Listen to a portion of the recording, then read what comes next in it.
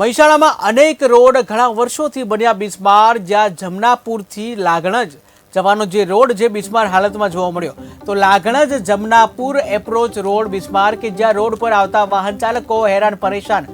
બિસ્માર રોડથી વાહન ચાલકો અને ખેડૂતો પરેશાન, જ્યાં સરકાર ઝડપથી રોડ જે યોગ્ય સુવિધા આપે તેવી માંગ. રોડ બાબતે શું કહેવું તમારે? આ રોડ ચાલે એવો જ નહીં સાહેબ. એમ તો પંચર પડવું ના ઉપર. કયા ગામથી આવો તમે? હું જમનાપુરથી જ. જમનાપુરથી આવો. ક્યાં જાઓ છો? વાગણા. આ રોડની પરિસ્થિતિ વિશે તમને કેવું લાગે છે?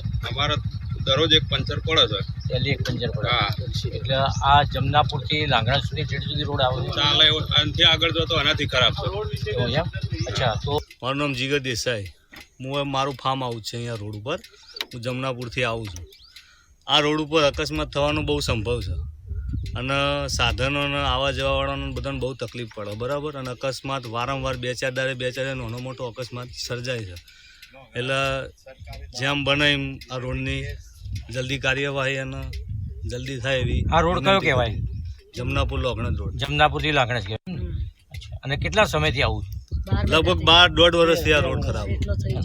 સરકાર શ્રી કે કંઈ કોઈ વાની કાર્યવાહી જ લેતું નહીં, પ્રજાએ કોઈ ધ્યાન જ દોરતું જ નહીં. પ્રજા ઘણી રજૂઆત કરે પણ જે કરવાનું. જઉં છું આ લાગણજથી જમનાપુરનો મેન નજીક રસ્તો છે.